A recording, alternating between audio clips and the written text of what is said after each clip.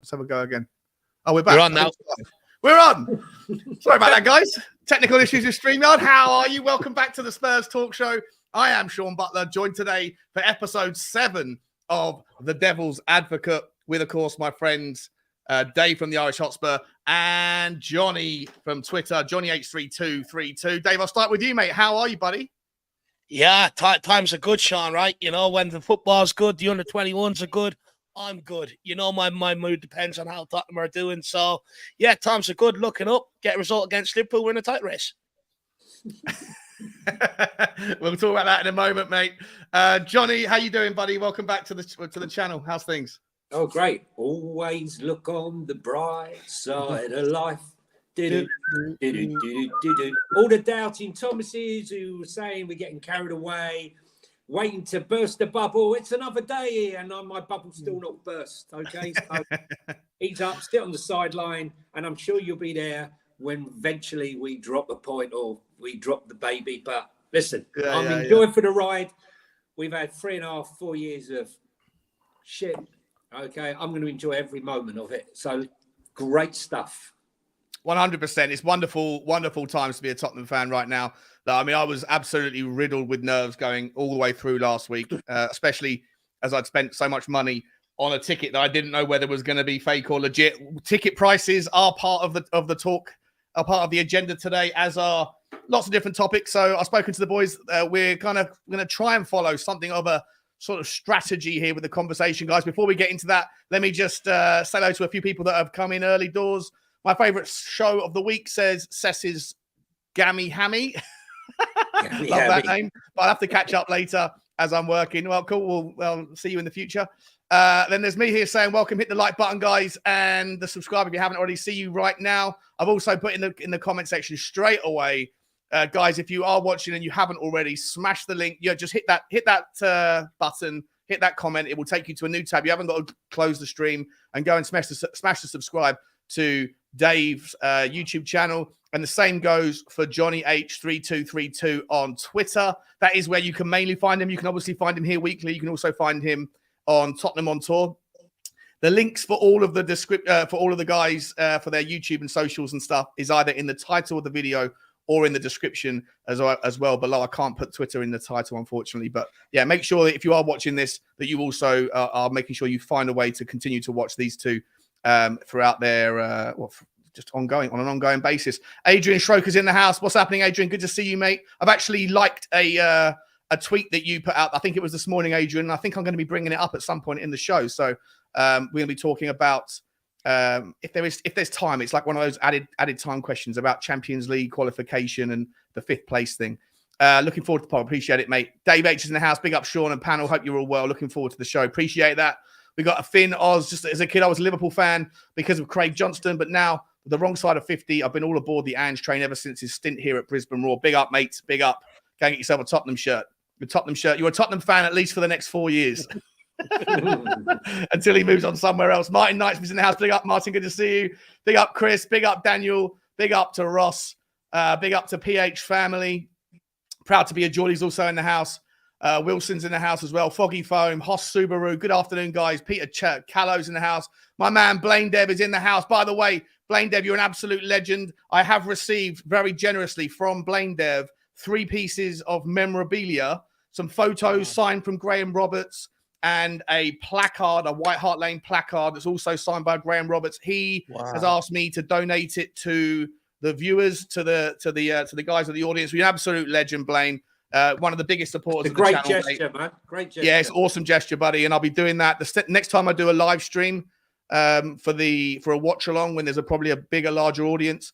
I will make sure that I start to get those out to everybody, mate. You're an absolute superstar, and you've come straight in again with a very generous super chat. You're a legend. Big up, Sean and panel. Question for you all: all of our current midfield 3, who, if any, would Bentancur replace when he's fit again? You know what? That's a great question, and it's not part of the show. So I'm gonna get it out of the way right now. Let the guys start. I'll start with you, Johnny, on this one. When Bentancur comes back, does he come straight in, or what happens?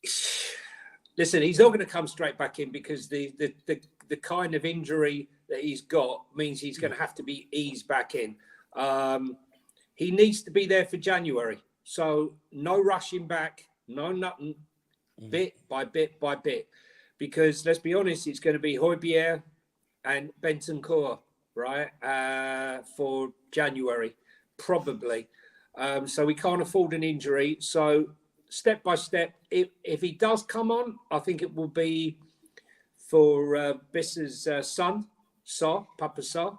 But it's going to be slow. I do worry whether he's ever going to get back.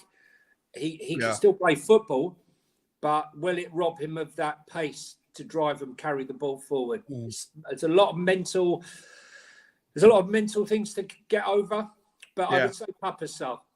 Your knee is never the same. As someone, I know I've said it on this channel 100 times, but when I was growing up playing rugby, I dislocated my knees maybe 4 or 5 times, each time ripping through all the ligaments.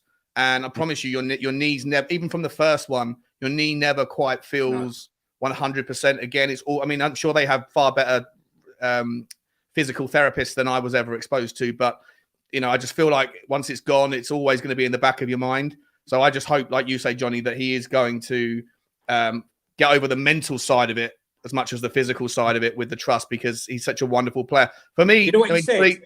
Sorry, I was just going to say, what he actually said was, from people that I've spoken to that know him, that he feels he'd be able to play football again, but he worries that whether he would have the pace to play in the Premier League.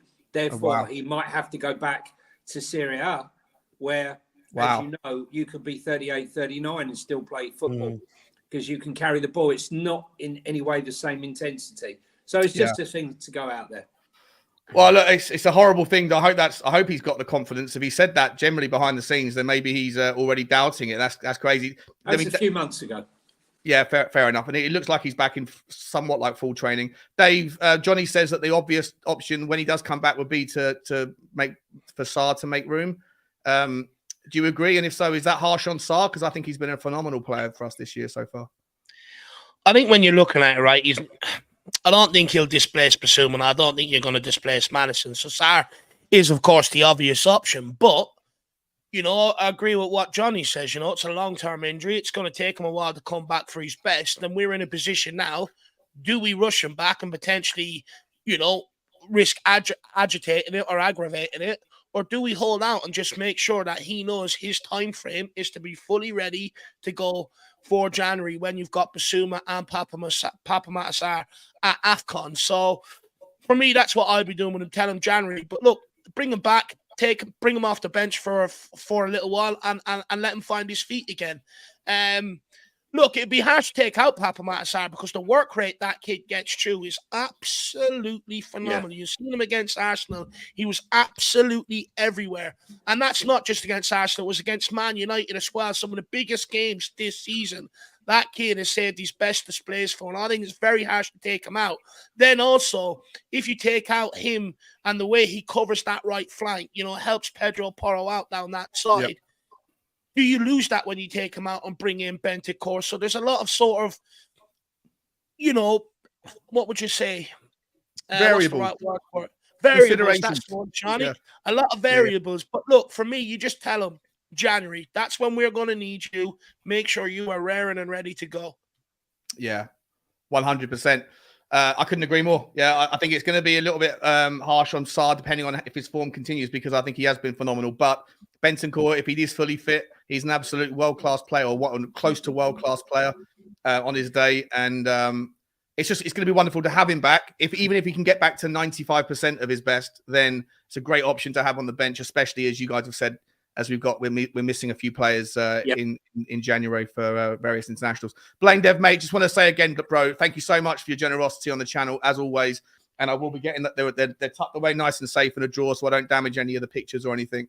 But yeah, as soon as we get to a nice like a watch along or something, then I will be getting those out to everybody. And hopefully they'll go to a wonderful home and someone who hopefully really appreciates what Graham Roberts brought to the football club, back in the day. So, mate, legend. Appreciate you both. I'm just gonna quickly spin through and say hello to the guys who are the members, so we can get on. We've got lots to talk about, and I don't want to take up too much of these wonderful guys Tuesday lunchtimes. Ian Sapwick's in the house. Big up channel and panel and chat. I'm a little bit nervous about Liverpool, but if we can contain their press, we will be okay. We're going to be talking about the Liverpool game. That's the last question. Shafay Sajjad, He's saying only thing that worries me now is we keep starting games so slowly. We only get into it towards the end of the first half. 100%, mate. We always start slowly. That's why I was saying all week. It's all about the the same 100%. Curtailing their. And Arsenal did, they always do start strong. So if we go 2 goals down, maybe it's a different game. But when you're 1 goal down, Tottenham have got this mentality side to them. It's brilliant to see. Big up, Adrian. Like I say, I hope it will come up if we've got time at the end. It's the last question on my, or the penultimate question on my list to get through. We got George Carderas in the house. Big up, mate. Højbjerg wants to leave in January. Yeah, we'll talk about that maybe as well if we get time. Blaine Dev saying, thanks for the shout. I just want to give something back to our great community, mate. Yeah, absolutely legend, mate. Everyone absolutely adores you. On the people that obviously know you, that watch you on the various channels. Right, guys, welcome to everybody else who's come in. Sorry if I haven't said hello, but we've got so much to get through. I'm going to crack straight in. So just briefly, guys, this isn't really a question that's going to take... this is just a leading indicator of where we're going to go next. The draw against Arsenal. I'll be honest, I went to the game. There was 3,000 Tottenham fans. When we left, I don't really feel like it was celebration. A lot of Arsenal fans have been saying, "Oh, Tottenham are all celebrating, a draw. Look at the state of them." But I don't think that the 3,000 or whatever it was fans that were at the game were really that I think most of us were relieved not to have lost, but ultimately, on reflection, were thinking that they were there for the taking. And if it hadn't been for the substitutions that were probably forced or necessary, where we then lost that attacking impetus, we probably had enough about us to go and snatch a winner. We were the better team in the second half by far. So just want to get your takes. For me, I was ultimately relieved but disappointed, a little bit frustrated. I don't know how you guys feel. Dave, I'll start with you on this one, mate. Look, for me, Sean, I'm happy with the point, to be honest with you. Yes, of course, on another day we would have came out of there with a victory, But ultimately, I think the referee changed that game for them. I think he allowed them into it. I think the first 10 minutes we played well. There was a couple of tackles that Saka done on Adoji that didn't go, that went unchallenged without a booking. But yet, as soon as Adoji made a challenge on Saka, referee was quick to pull out the yellow card. And by doing that, it meant they could get Saka into the game down that left-hand side. And that's where their opening goal came from. Then he also booked, I think it was Papamatsar and Basuma, knowing that our 2 guys that are there to get around and break up play, also on yellow cards for stupid things as well. And when I look that 1 yellow card, Tottenham made 9,000, got 3. So he's booking us at 3 times the rate than he was with Arsenal players. And then the penalty decision as well. Look, I think if it was me up the other end, I would be angry if that wasn't given to me. I would be absolutely furious. But when you look at the letter of the law, it shouldn't have been given. So for me, look, I think the referee actually helped them get that result. I think Arsenal were pretty blunt going forward. I don't think they created a lot. I think they were scared to play through the lines against Tottenham. A lot of their ball was just rotated across the back line into the midfield. They didn't really want to go and penetrate Tottenham. And for me, lads, I was happy to see Tottenham in that second half, pin Arsenal right back in their half for large periods of the game. And yes, of course, the substitutions changed the game. But we're not the finished article yet. We still have to fill out this squad. We still have to make this, fill out the squad and get the right signings in to be able to have everything that Ange Postecoglou needs at his disposal. For me, I think taking Maddison out was the biggest one. Brought in Højbjerg. Yes, Højbjerg doing all right, but you just can't do what Maddison does in terms of unlocking the door. And I think that's ultimately what hindered us and stopped us from going on to get the win. But overall, I'm very happy with how we handled it. We've got a new manager. We've got a young, hungry squad. And a lot of people laughed at us going into that North London derby. A lot of people were like, where's that confidence coming from? Because no one's bothered even to check into what's going on at Tottenham because they think we're a laughing stock. When we went in and we came out there with a lot more respect and a lot more pride in our boys. In years gone by, with the likes of Dyer, Lloris, Sanchez, and all them sort of people, our heads would have crumbled after both decisions going against us, and we would have sat there and tried to contain damage limitation. We didn't do that this time. Every time we picked ourselves up, dusted ourselves down, and went straight back at them and stuck to the game plan, and we got exactly what we deserved coming out of there. Yeah, I agree. I just think, I agree with all your takes on the referee spoiling it. I see a lot of people in the comments. Big up Holly. She's saying the same thing. I just think that they looked a little bit weak. And I think that even with the yellow card against Udogie that looked ridiculously petulant from the referee to do that so early in the game, don't feel like he had any experience in the North London derby. He was giving away yellow cards for for talking back from the referee to the referee and stuff. I think that there was a lot of 50-50s that were going all the way to Arsenal. We never seemed to get the rub of the green. And despite all that, we never looked phased, never looked worried, never looked particularly concerned. And so I just feel like we could have maybe edged it. And if anyone deserved the win, it's probably us, in my opinion. Johnny, what was your take on it, mate? Listen, I'm happy with the draw. I think on reflection, it's balanced, the draw. Listen, they put us under severe pressure in that first 30 minutes, okay? We survived the press. If Lloris had been in goal, I reckon the game would have been over. He wouldn't have been able to survive playing the ball to his feet. But, when you look at the combination of VAR, the referee, I mean, all week long, all I've heard is Arsenal fans since last Monday, Paul Tierney, he's going to screw us up. I thought it was the ref. It turns out he's in VAR. And lo and behold, the two major decisions of the week, of the game, were the VAR decision of the penalty and, in my opinion, a blatant red card. The bookings for Papa Sarr and Basuma were, Papa Sarr didn't even know what he'd got booked for. And then when Basuma complained, they both got booked. And as crazy. You say, coming back. But, we turned it around. We survived the press. We came back at them strong. Then there was this decision, and then we came back at them as strong again, and we were on top. But those injuries, and the surprising decision, in my opinion, to take Son off really did change the game. And I felt like it was more survival for the last 15, 20 minutes. If I'm honest, the last 10 minutes and the 10 minutes of extra time, which for the first time I can remember in a long time, both sides, both sets of fans went mad cheering when they saw 10 minutes of extra added time. Yeah. On. Both were happy, which is not normally the case. But there was no time wasting from Tottenham. There was no in the last 10 minutes when we got free kicks or when the ball went out for throwing, we weren't taking 40 seconds or whatever. We were getting the ball and going again. Yeah, because we never stopped. A sign of something, right? Yeah, we never stopped. I mean, look, the fact is that Ange's already got more points away from home than Nuno, Mourinho, and Conte put together. We have to be happy. There was a lot that wasn't right after the, like Højbjerg came on to contain things. I see a lot of people saying, "Oh, he was rubbish," but he came to do a job. And Kulu, who I often say I don't believe should be playing out on the right, I believe he should be coming inside and playing inside. He did fantastic. He was an outlet constantly for Big Vic, holding that ball up and showing up a great upper body strength at times to get us out, get the pressure off, and get the ball up the pitch. There was so much to be. There was one move there. I think it was something like 30 odd passes. Yeah. Where I think if the ball had gone in, if Porro's final ball had been spot on, I thought it was goal. I was almost celebrating the goal before Porro had made his pass because I could see Sonny had the beatings of his man, and I just was expecting another curling ball like he did against Burnley to set him up for his third. You've got to be happy. You've got to be happy with the draw. I mean, look, Arsenal lost Rice, we lost Maddison. They were missing Trossard and Martinelli. Who knows what would have happened then?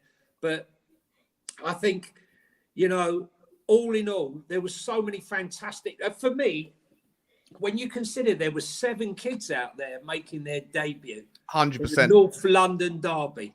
Yeah, we've seen, we've got 2 wins in the last 30 something odd years, 37 years or some 30 or 31 years. We've got 2 wins. If you think about the players and the experience that has gone to that ground and come away with nothing. Do you know what, Johnny? I asked a question on one of my walks. I think it was on Tuesday or Wednesday of last week. Yeah. Of whether or not the naivete and the ignorance of having, at the time, I thought it was going to be 5 people that were making their debuts. And then you've got Bissouma that only made 2 sub appearances last season and got barely any minutes. Yeah. Sarr started in the home leg, but got hooked off at half time, I think. But the vast majority of them will be playing their debuts. And then obviously you had Brennan Johnson come in as well, who was another name who was making his debut. Yeah. I asked a question around whether or not it was going to be a positive or a negative. And as much as I wanted to, I couldn't end up putting up my my vlog because I had the wrong setting on my phone. But I interviewed about 6 or 7 Arsenal fans in Arsenal pubs before the game, who were all, by the way, they knew who I told them who I was and Tottenham fan. But they didn't mind. They were very pleasant. And I asked them all the same question, whether or not they thought it would be a positive or a negative to have zero experience or very little experience in the Tottenham players. They all thought it would be an absolute, like a horrible negative for us. I didn't think so. And to your point, the history is irrelevant if you haven't been a part of it. Correct. Yeah, that's what Ange says. Exactly. But you know, you look at it, right? In years gone by, when times got tough, you're turning to the likes of Dyer and Reece, right? Who've been there for a long time. They're the guys, and they're used to going there being beaten up. They're used to, especially over the last 3 to 4 years, going there, parking the bus. The sort of damage limitation. Whereas now we've got players that are going in there. We took our game plan to the Emirates and we played it. They were supposed to stop that. And so far, what we've seen is nobody's able to stop it. And that's the good thing about it. Different mentality. When things were going tough there, with the own goal with Vicario or with Romero, Vicario's out there hugging him, telling him to keep his head up. Exactly. Would that have happened if Hugo Lloris was there? Mickey van der Ven, encouraging people, fist pumping. If that was Dyer, he's there blaming people, ripping people apart, he'd be in Romero's hands up. Yeah. It's the complete different sort of leadership in the group, the different mentality in the group. And that's what got us the result. We've come from behind, I think, 4 or 5 times already out of our 6 games this season. Mm-hmm. We have that bounce back ability. And that's because of the change in leadership that Ange Postecoglou came in and changed, which we spoke about so many times last year, Sean, that the whole culture has to be ripped out. That starts with the leadership for the manager to have a chance to implement what he wants to implement. And just seeing that he's done that, combined with the new signings, it's a different mentality. We don't have that defeatist mentality anymore. We don't go into games nervous. What chance did we have at the Emirates over the last few years when we're going into games against bottom of the table teams, being afraid that we're going to get turned over because it could happen? Well, not anymore. And that's what got us that result, that digging, that drive, that camaraderie, that leadership, not being hurt there before. Plus, a lot of our recruitment. Vicario, for me, is the biggest one. And I don't think he's getting enough praise. Without Vicario, we do not play out from that back. We do not implement our game plan, and it becomes a horrible, long evening. But also, the saves that he pulls off earlier in games, and it's not just the game against Arsenal. It was against United and other teams. He keeps us in the game, and then he helps us implement our game plan and be able to play out from the back. He's the biggest one for me. You look at Hugo Lloris last year in both derbies. He cost us both derbies. Last year, in the home leg, there was 2 that went back to Hugo Lloris to try and take the pressure off us. He pumped it 50 yards up in the air long. Arsenal took it down, went straight back at us, put it back in the net. The game before that, there was a save Hugo Lloris had to make in the Emirates, slipped underneath, and Gabriel Jesus taps home. And that shows the mentality, the way they were scared going into them derbies, this, that, and the other. Well, Big Vic isn't scared. He plays out from the back, which helps everyone else settle in, and then also keeps us in the game when we need to. You know what's annoying is the fact that they're still talking about Raya's save. Well, for me, Vicario's save was on another level. I mean, seriously. That first one, I thought goal. I thought it was a goal. Unreal. Right? Yeah. But not only did he save it, he also parried it about 40 yards off to the left hand. He didn't parry it back onto the 6-yard box. He got it right out there, which was a massive worry. A lot of people were terrified, having watched the highlight reels of Vicario last season, myself included. I hold my hands up and I said, look, I don't know this guy. I don't follow Empoli that much. Forgive me. But what I've seen of him, he's a good shot stopper, but he doesn't think where he's parrying the ball, and that could harm us. But I think this guy, not only is he excellent, but he's improving. His distribution has got better game after game after game. Against Sheffield United, he was running to the edge of the box, popping the balls with his hands into open spaces. Yesterday, on Sunday, his distribution was almost flawless. I haven't seen the stats, but I don't think he gave away too many balls from his distribution. And like you say, Dave and Johnny, I think his early... He's on it early, even if Tottenham aren't, and I think that is something that gets us through the hard start. I spoke to a guy when we were linked with signing him, called Nima, who's an Italian journalist, and I reached out to him, and he said to me, "Funny, I did a piece on him about 3 months ago. I'll send it to you. So I watched it, and he was waxing lyrical about how great this keeper was going to be, and how he feels like he could be the next Italian keeper. So I sent the link to it and sent a few clips of him. Oh, anyone can do that bloody highlight reel. We want Raya, typical Levy, right? Cheap option. Well, listen, all I know is all our cheap options that we bought in are sitting there and they keep performing. 100%. You don't, and their values are going up. And I'm not going to have time to talk about this today, but I'm putting together a video. I might do it on tomorrow's walk about the intricacies of the finances that were actually released during that snapshot in the fan forum that talked about how much money we've spent, and how, when you add all that net spend relative to our revenue and then combine it with our wage to turnover, the ratio, we're actually in a weirdly tight spot. As the next couple of years come down, and the net spend revenue can only get to 70%. So Tottenham need to find ways to figure out either revenue streams or less revenue spend.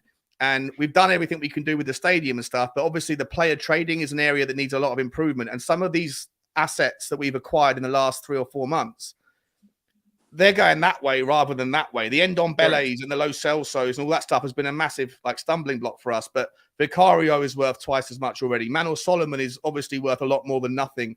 Maddison, you could sell him now. Bissouma, you could sell if the market was open right now and someone needed a DM, you compare him to Caicedo. He's 100 million. Look, Caicedo's had an absolutely shocking start at Chelsea. I mean, everyone's had a shocking start at Chelsea, but listen, I don't want to get off the topic. That'll be for a different video. Yeah. I do want to move on to the first main talking point. Before I do, let me get Nick. That Nick was Lazy the quick question. That was the quick question. I know. That's what I'm looking at it going. We're 27 minutes in, and I haven't got to any of the talking points yet. Don't let him do a quick.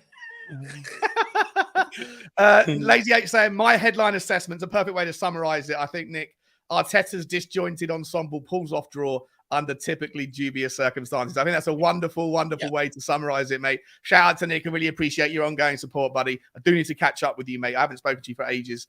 I want to move we're going to stick to the Arsenal question, but it's not about the game specifically. This is really the question that I want to have based on, I think, a lot of ridiculous assessment from Arsenal fans and I've been involved in a lot of very heated conversations over the last kind of weekend, before the game and after the game, calling out people, getting the receipts in, mudding a lot of people who thought that Tottenham have got no chance, and think that Arsenal, in my opinion, I think that Arsenal fans think that Arsenal are way better than they really are. They're basing their opinion on Arsenal last season, that is the new normal for Arsenal. I believe it was the anomaly, the exception to the rule. Yes, they've got injuries, but everyone faces them. And I want to ask this question to you guys.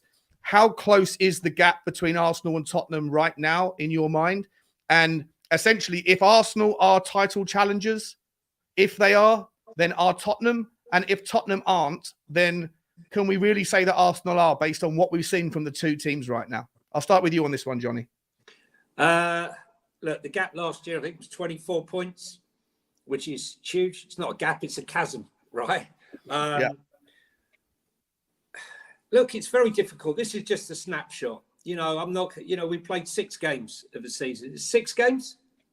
Yeah, 6 games. Yeah, 6 games. Yeah, I thought. 7 with Fulham. So, yeah, but six league games. 6 league games. It's too early to call. Look, I'm not going to get carried away here, right? Arsenal are a good team, right? With a full strength team, they are a good team, okay? We got a good draw against a good team, okay? For me, the barometer for everything that went on, I think Man United were a poor team. I didn't really put a lot of thought process into that. For me, the 2 games that I wanted to judge us after was Arsenal and Liverpool. And I actually believe that Liverpool would be the greater test for us because of that front line. And the strength in depth of that bench attacking. But I think Arsenal are a good team. Arsenal are a good team. How we have managed to close and flip this around in such a quick space of time is quite incredible. I do think, in Conte, I've mentioned this before, had a bunch of progressive players who he was trying to turn into pragmatic football, and it just didn't work. So what the advantage Ange's had is coming into the team and getting this squad and these players who really wanted to embrace this progressive football, welcomed it with open arms.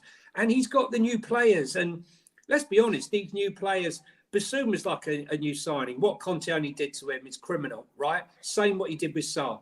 But you add these players and the belief and the fact that he turns round and says, I don't care if you make a mistake, right? Under Conte ball, they looked shit scared to make a mistake. They looked like there was repercussions should they step out of line. And I think there were. But with Ange, when Addison, we've said it before, when Maddison made that mistake and gifted Jesus the chance, right? No one was berating him. Everyone's behind him. We move on. And as Mickey van der Ven said, if you make a mistake, just carry on. There's no hoofing the ball into the stands. I want you to play your football. I want you to just keep on. We never stop. And the belief has such that we have elevated. He has elevated these players to play at a higher plane. I think if you gave the same squad to Conte, he'd still be there moaning every day, about where he's short and what have you. The problem we have, though, is we don't have depth. And that's where we will come short of Arsenal, unfortunately. Already, we're worried about Maddison. We saw in that last 20 minutes, when Maddison went off, we had nothing. We were devoid. It was Tottenham of old, no creative midfield. It's something that needs to be addressed. We also know that if Mickey van der Ven or Romero get injured, we got serious problems. We also know that come January, we could have problems. So it's there. It's there. We all know it's there. But we have to enjoy the moment. We have to enjoy the moment. Has the gap changed and closed? 100%. 100% that gap is closed because we have belief. The players have belief. I just think that, if we can survive somehow to January and we can add a couple of components that are needed, maybe another centre-back and a creative midfielder, then we've got possibilities to keep this going. I mean, we all remember Leicester. We all remember when everyone was saying, it'll never last. It'll never last. Hopefully it will last. But we're all playing against a Man City team. That is Johnny, aside from Manchester City, do you think that, because I personally don't believe Arsenal are as strong this year as they were last year, even though they might stronger. Liverpool are, but I'm not talking about Tottenham being in a title challenge, really. I said that more tongue-in-cheek. My question is really, are Arsenal in a title challenge? I don't think they are. I think if you look at them right now, and I get it, I know they're going through injuries, and I know that they've lost 3 or 4 of their first 11, and the same argument, any other team apart from City go through the same thing, they're going to struggle. But Arsenal haven't started the season very well. They've got the results, but when they didn't have the injuries, they still weren't playing fantastically well. And there was this presumption that, they're playing against low block teams. So the only way you can handle Arsenal, if you can handle them at all, is through low block. Tottenham went a different way about it. And I just think that, if you're looking at the conversation right now, Man City are clearly going to be there. Liverpool, for me, are the number 2 in terms of who can push them the most. After that, I think that there's probably 3 or 4 teams, maybe 4 or 5 teams that are in and around that area. And I know that people think that Champions League does extend to 5 teams this year. It doesn't by guarantee. It's not based on the coefficients of the teams that finish 5th. It's only if the top 2 European performing nations, if one of them is England, then it will drop to a 5th team. So it's not a guarantee, although it is likely. But I think that Arsenal are in a Champions League conversation, not a title conversation. And I don't know if, Dave, if you agree with that, mate. I was just going to say, just before Dave goes, I was going to say that let's not kid ourselves here, right? If Arsenal are playing badly, okay, like everyone keeps saying, they're unbeaten, right? Okay? They're missing a lot of players. If you continue, like everyone's bigging us up, we're playing great, we're on the same points, yeah? And they're playing badly, and we're playing great, we're on the same points. Yeah. So, let's have some thought process here. That's fair. That, And I'm a massive Spurs fan, and I hate Arsenal. They've dropped points though. The 4 points they've dropped have both been at home, which Correct. I think is an interesting variable. So go on, Dave. I'll let you take over where you want to go with it, mate.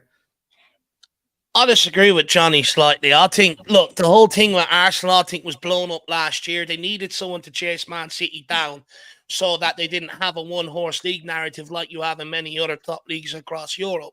And I think they were helped with a lot of referee decisions that went their way last year, along with what went their way in the North London Derby. But also, name me another season where Liverpool, Chelsea, Tottenham, and I'm going to put Man United in there because they only got going towards the end of the season to get top 4. All drop off. Every 4 teams all drop off, which automatically propelled Arsenal into that title challenge. And then he also benefited from getting off to a good start, having the World Cup there, and everything else. So for me, that's what put them in a title challenge. And I always said they will not be there next year because other teams will come back. The likes of Liverpool, Tottenham are coming back now. So for me, I don't think they'll be able to maintain it with a title challenge this year. Definitely not. Do I think they're in the top 4 conversation? Yes, potentially. But I also think the wheels are falling off at Arsenal. I think that's going to happen this year. I look at what I see, around Arsenal. They've spent 750 million, a heavily financed project. Another couple of results don't go Arteta's way. All of a sudden, he's under pressure, and then they have to have the conversation. Do you sack him or not? You look at Tottenham. We're 7 games in, including the League Cup game. Our project is already more exciting than what they've financed and been under Mikel Arteta. And a lot of Arsenal fans already know that as well by looking at us at the weekend. So for me, I think the wheels are coming off this season over Arsenal. I'd be surprised if Arteta last the end of the season. He benefited from having a young, hungry squad last year. But what they don't have is the mentality to be able to get it over the line. And for me, I don't think they get anywhere near a title race this year. And look, they can moan about injuries all they want. When Tottenham finished it last season, did anyone else outside of Tottenham speak about the amount of injuries we carried last season? No, of course. Shut up. Injury stories, moaning about injuries are always reserved for the fan of the team who's experiencing them. I hear lots of content creators that always talk about their team's injuries, but when you're talking about your team's injuries, they dismiss it as a variable that everyone goes through. Tottenham went through it last year. Arsenal are going through it right now. Tottenham might be going through it in a couple of weeks. We don't know what the outcome is. But listen, I acknowledge it and I accept that Arsenal would be a better outfit with a full-strength squad, but they haven't looked great throughout the season. They found a way to get it done. But I agree with you, Dave. Arteta has 2 seasons of track record of bottling their ambitions in the final run-in. If they do it again, I don't think Arteta will be fired mid-season, but I wouldn't be surprised to see the Arteta out camp. And there's a lot of that Arsenal fan base that were Arteta out for the previous 2 years that are just waiting for the chance to start, waving that cap in the air again, waving that flag. And so if things do go a little bit Pete-tong, then that's the negativity that's waiting to kind of encompass it. That's a cloud that no one likes to have over their club. He's not very likable, is he? I mean, he's just not likable, Lego head. The whole way he gets it. Sorry, Dave. The whole way he gets the team playing. I mean, I was screaming at the TV. He's almost on the pitch. They're running down the wing, and he's there. Why is the 4th official not pulling him back into the technical area? It doesn't happen once. It happens all the time. I posted a clip of him. He's literally on the player. Kulusevski. Yeah. He's got to bring himself away. They're playing a game of football, and he wants to be on the pitch. Yeah. And he's. I feel like his players are an extension of that, holding their faces, rolling around, banging on the ground as soon as they've been challenged. Yeah, it's not nice. It's pretty dirty kind of style, isn't it? But look, his press interviews. Like when he was asked, "Is Ray your new number 1?" and his answer. Oh, I saw that. Yeah, I have 11 players. So disrespectful to the interview. That was so disrespectful. Yeah, disrespectful. Sorry, Dave. Go on, mate. No, look, I just think with Arteta, I think the whole thing is sort of coming to an end. I really do. I think where did it go after finishing second last year? If they don't put themselves in the title race this year, they're regressing. And for me, I think then the decision has to be made. You look at the style of football they're playing; it's nowhere near as quick, as fast, as good as it was last year. And I just think The difference is he's had to rely. He relied on. He done a bit what Pochettino done when he came into Tottenham, right? Got rid of all the old heads, brought up some young guns, and they're young, impressionable, so they'll do everything he says. Now he's having to start dropping them and start using the players that the club have financed to bring in here, and they're going down a little bit of a different tack. And I think ultimately that'll end up coming back, causing problems in the dressing room. And once you get problems in the dressing room, it leads to the manager being sacked. And I know a lot of people in the chat are saying, "Oh, Dave, you're talking rubbish." Okay, you're the same people that told me I was deluded about Don Paratici's recruitment. How did that one work out for you guys? So zip it, please. Thank you. I'm going to answer my door. I'll be back in a sec. All right, no worries. Let's move on to the next question. But before we do, I just got a couple of super chats to call out. Blaine Dev, once again, mate, I love you, man. I absolutely adore you, mate. You're such a great supporter. Congrats on 19k subs, Sean. That's massive work. It's not quite 19k, it's 18k, but I do appreciate it. But hopefully we'll be on 19k. We're going to 20. We're going to 20, Sean. We're on our way to 20. Hopefully it'd be nice to get there before Christmas. On that note, guys, there's about 550 odd people in the house.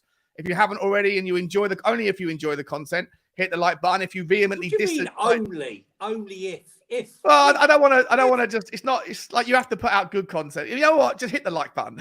Hit the likes. Come on, guys. Hit the like button. I also want to say a massive shout out to Blaine Dev as well. I think from what I can see in the stream there, I've seen people saying thank you. I think that means, if I scroll back up, that you have gifted you've gifted 5 memberships. Mate, you're an absolute legend. To Adam Brisbane, to Just a Harmless Potato, love that name, to Dave Tyson, to Callum Roche, and I can't see who the 5th one is.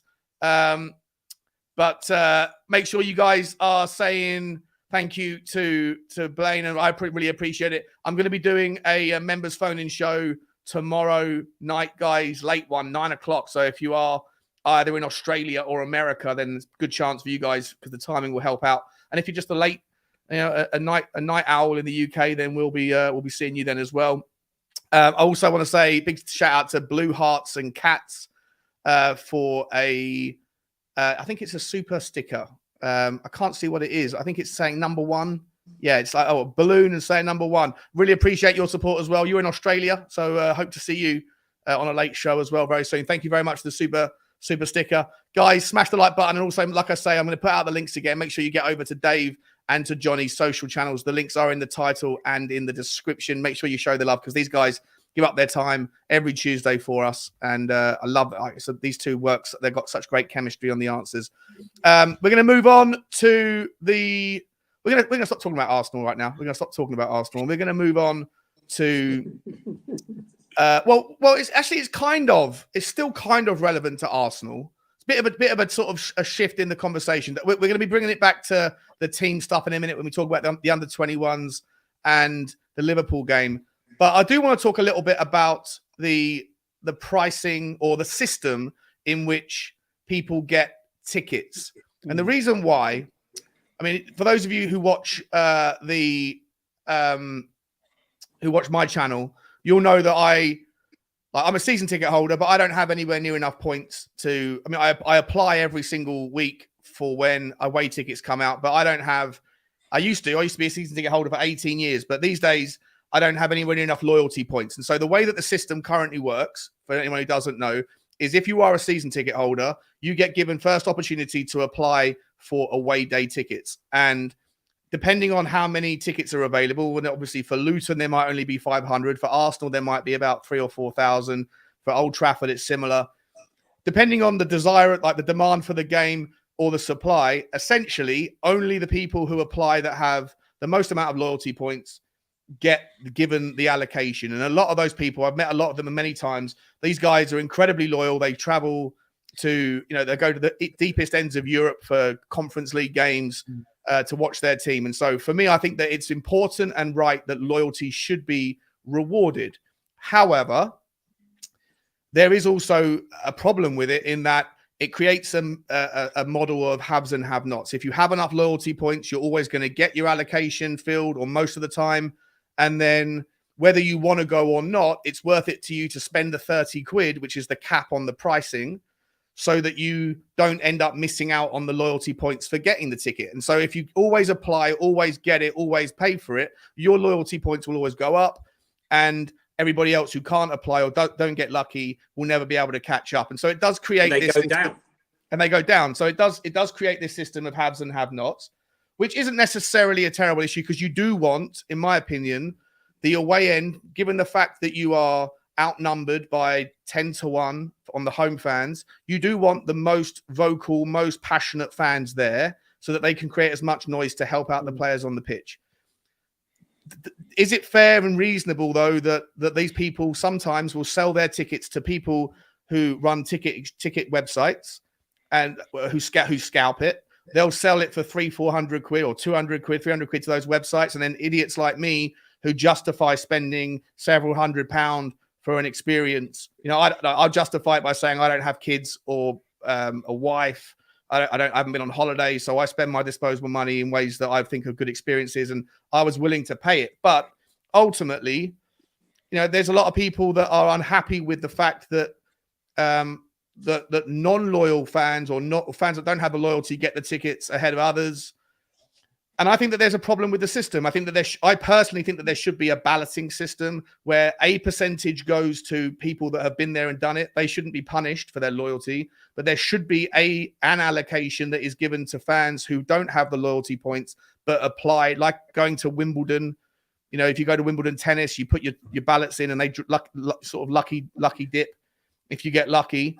But I also think that you shouldn't be able to buy tickets and then sell them to other places. They should have some sort of facial picture of the person whose ticket it was so that they know who's going to get it.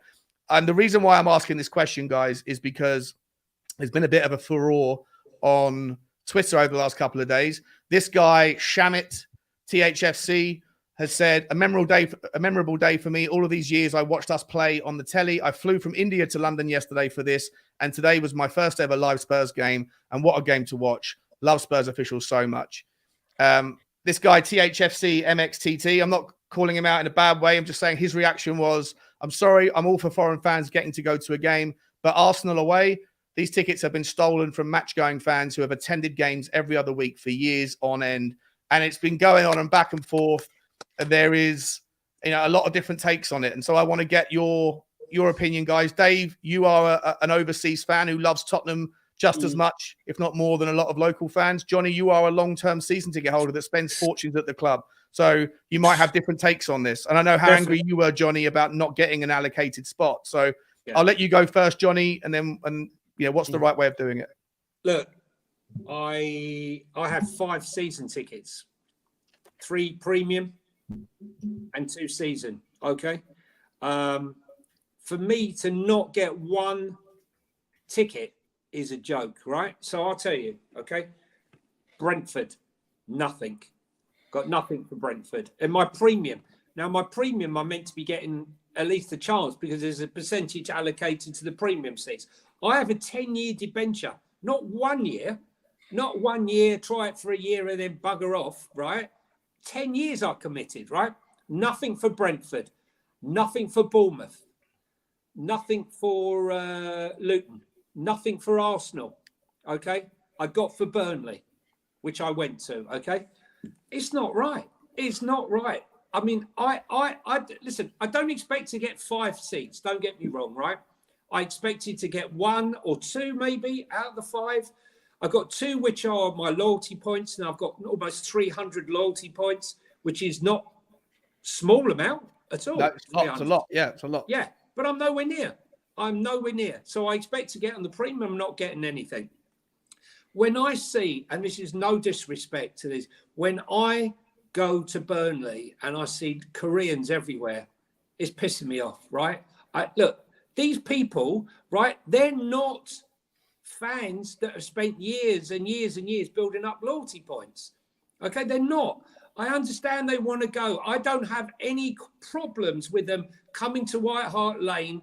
And, you know, if I was in Barcelona or Real Madrid, I'd also want to go to see a game. Or if it was in Argentina, I'd want to be seeing the Boca Juniors or whoever. I don't have a problem with that. But the away fans is something else. When you see these fans clapping, they don't know the songs, they don't know anything. They're just a tourist. They should not be part, in my opinion, of the group, the hardcore Tottenham fans who want to be there singing and experiencing. I was gutted. Is it their problem? Like, I don't think that you can sit a devil's advocate. That's the name of the show. So I think this can be contentious, right? This conversation. I don't think you can judge the loyalty or the level of support just because of where someone's from, or make assumptions that because they're from Korea, they're only really here for Sunny. Right? We don't know. Like I'm not saying that. Some of them might be something else, right? But is the problem that the people that have the money have to go and spend fortunes? Is the issue the fans who get the allocation and then sell it to some website who then the Koreans go and pay the money, or whoever go and pay the money to? Where's the problem with the system that creates that issue that you have with it? I want to make myself clear here. I have got nothing against Koreans, right? I know, of course, I sit there and I was sat next to two at Burnley, and I was having to explain stuff. I don't have a problem with it. My problem is I don't feel that these fans should be at an away. If they want to go to Spurs Arsenal and they want to buy from the Arsenal website and they're Spurs fans, buy from Arsenal, right? And go and sit in the stand and watch. Say, I want to watch Spurs Arsenal. But taking the allocation, a small allocation, bearing in mind there's 60,000 fans that go to a Spurs game and thousands, 60, 70,000 more who can't get tickets. So when we're talking about an away game, when you're getting between 500 and not even that, between 500 and maybe 3,000 fans, it's minimal. So yes, so if a fan is, but here's the rub. This is a difficult one because there are many fans who can't go to the game, but they will only sell them to a Spurs fan who goes, like their friends and what have you. That I don't have a problem with. But what they're going to do, I think they want to bring in a new system where the tickets are not transferable. Okay. So what will happen then? Well, but the away tickets are printed, right? So home tickets for basically not anymore. They're going to do they want to do the digital wallet thing. Yeah. A digital wallet where the code changes consistently. So you can't screenshot it because by the time you get to the stadium, the code would have changed. Yeah. I don't like that though. I don't like that if that's the case, because like for someone like me, right? Well, not someone like me, but there's people out there, right? For instance, if I want to get a ticket, right, I can't afford a season ticket. I just don't have that sort of money, you know. And look, I'm not going to sit here and bemoan or begrudge. It is what it is, right? Yeah. But like, if we go into a non-transferable team, there's people out there that can't afford to pay the One Hotspur membership, then to be able to apply for a ticket on top.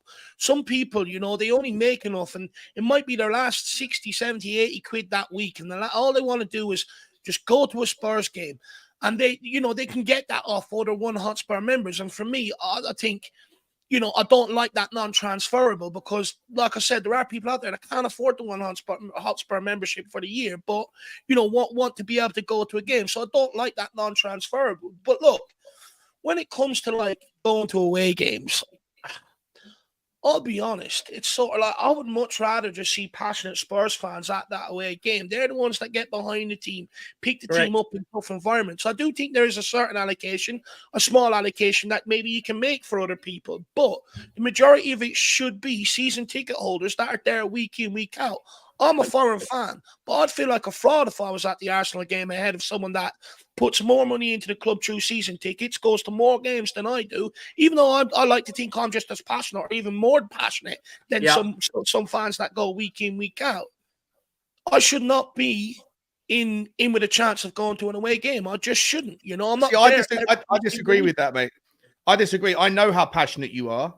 Right. And look, I'll be honest, like there was a pictures. It was so funny. It was absolutely so funny. I haven't got it in front of me, but there was a picture that was going around. I might be able to find it in my thing. Let me see if I've got it here. There's a picture going around about someone took a picture of the sunny goal, and I've got it somewhere here. Where is it? Here we go. Arsenal fan. Was that an Arsenal fan taking the video of Sonny celebrating? No, here we go. Let me see. Yeah, so this guy, Ethan, he's got 1,100 likes. Right, I'm going to embarrass myself here massively. But there's a picture here of our second goal. And the guy says, not a phone in sight, proper fans. And when you look around, right, there's every single one of these Tottenham fans, or 99% of them, there's no phones, that what you would normally see. When you normally go to Tottenham, you see a lot of people with their phones out capturing stuff. And there's a whole bunch of, whole lot. But this isn't the main. I capture stuff Until you zoom in, and if you look just over Maddison's right arm, who's this guy? that guy you? Right there is me. And what am I doing? I've got my phone out, taking a picture of the Arsenal fans crying. So like, I'm the only person in the entire section there with his phone out. No, it's terribly embarrassing for me, but like, these fans are hardcore. And so I absolutely agree with you, Dave, in that the people that go to these games, people that want to go, are passionate Arsenal, Tottenham fans that have been there. The vast majority of the people that have been going years and years. But I just feel like the problem with the system is that how does anybody who doesn't have enough points ever get to have a position where you're going to have enough points, unless the team gets relegated, unless the team goes through an absolute turmoil where everyone hands in their season tickets and no one wants to go to Barnsley, no disrespect to Barnsley, but no one wants to go to Huddersfield Town next year. And so that way you can suddenly catch up on the points. For me, it's just a system that creates a ceiling where if you're in it and you're above it, you can always get to go. And if you're not, you can't, unless you either know people who will give you tickets, or you pay ridiculous sums of money. And I think that the system should recognize these people, but a percentage, whether it's 10, 20, 30, whatever, should go to season ticket holders or members. So you still keep it within a loyal based kind of segment, but that it goes to a ballot system, so that, if there is 3,000 tickets, 500 of them or 600 of them, whatever, go to people that allocate that put their name in the hat for it, and whether you get them or not comes down to luck. I feel for Johnny, because he spends a lot of money and he hasn't been recognized or rewarded. I feel for people like you, Dave, who can't get to the game enough, to be able to, even if you did live in London, even if you lived in Ireland, but you had enough money, you still wouldn't buy a season ticket because it would cost 10 times more with the travel every couple of weeks. But I don't think that there's any necessary level where you say that this person deserves a ticket more than that person because of some subjective line of who loves Tottenham more. I think that's too hard to define. But look, I think we have to understand, right, as well, before we built that new stadium, it was impossible for someone like me to get a ticket. The amount of channels and avenues I had to go through to get a ticket for White Hart Lane, or as a fan over here in Ireland, was absolutely insane. The amount of people you had to try and get in contact with and everything else just to make it happen. We built a new stadium, which now is opened up to fans like me. It's making it accessible for 100%. Me to get to games. Yeah. But look, I feel like a fraud speaking on this because I went to an away game before. I went to Brighton away. It was one of the best days of my life, being in the away end, winning, and everything else. One of the best days of my life. However, it's just the world we live in, right? The world we live in isn't fair. Do I like it? No. Do I think, everyone should have an equal opportunity in life?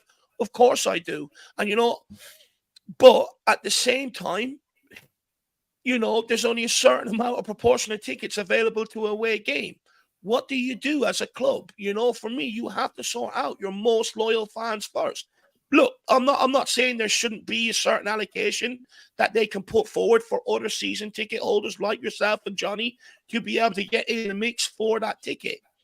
But I think me, as a fan overseas, I accept it's absolutely impossible for me to get an away ticket. And that's not the club's fault. It's no one else's fault.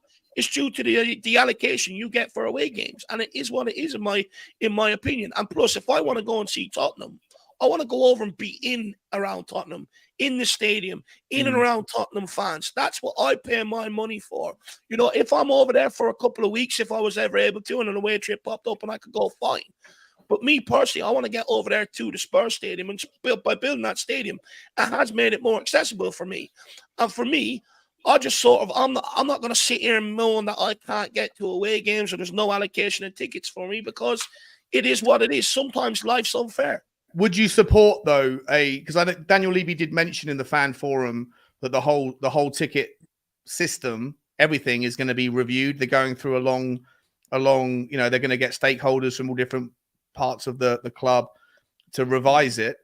And, like for me, I think that one of the options would be, to open it up, but like, to make sure as best as possible that the people that buy the tickets are the people who go. If that means that it still remains within the loyal fan bases. Like I say, I personally justified it in my own head, even though I felt sick the next day that I'd done it. I spent a lot of money on the ticket.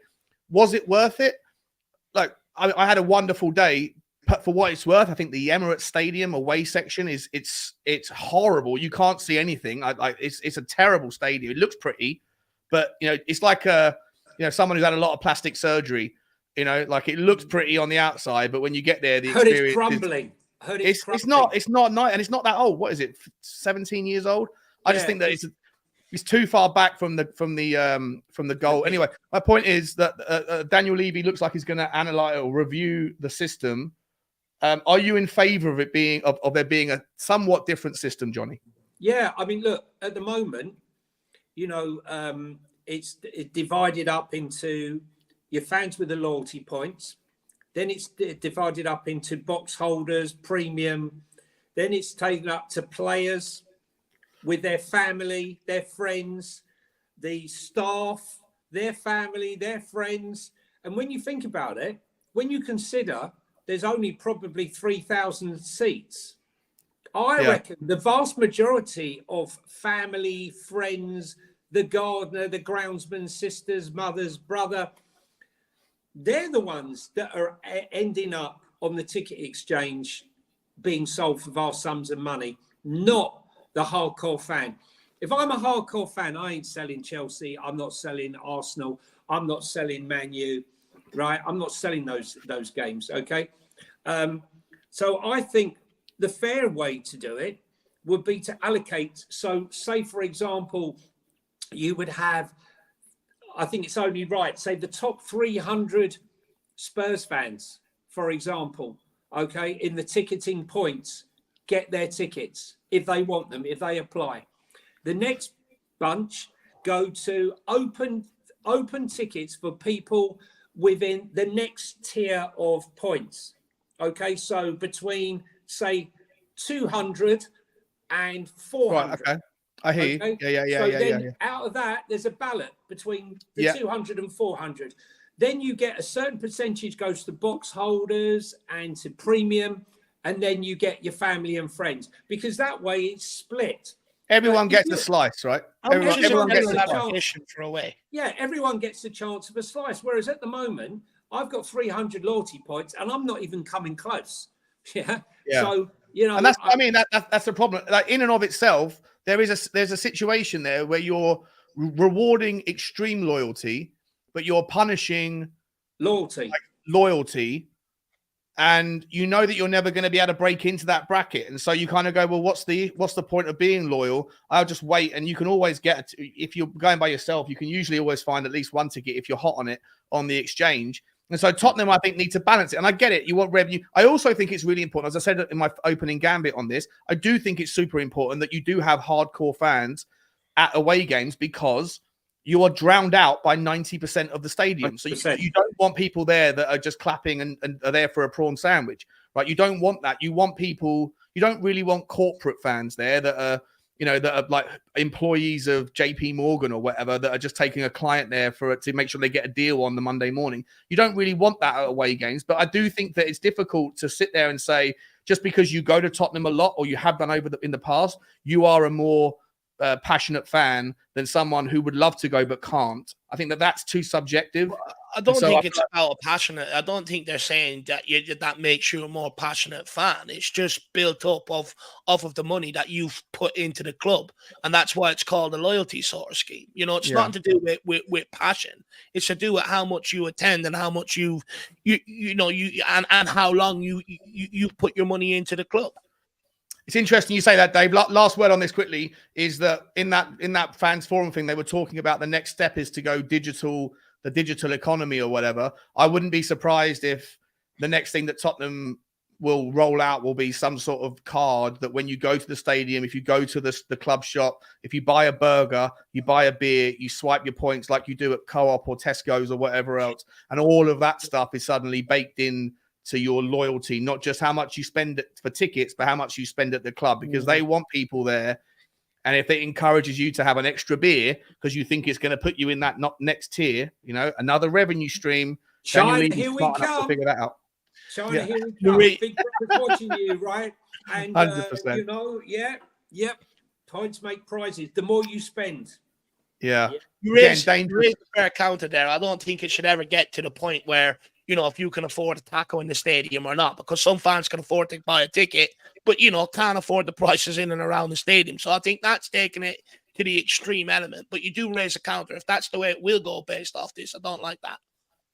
Yeah. Look, lots to talk about. Let us know in the comment section. You already have been, I can see it.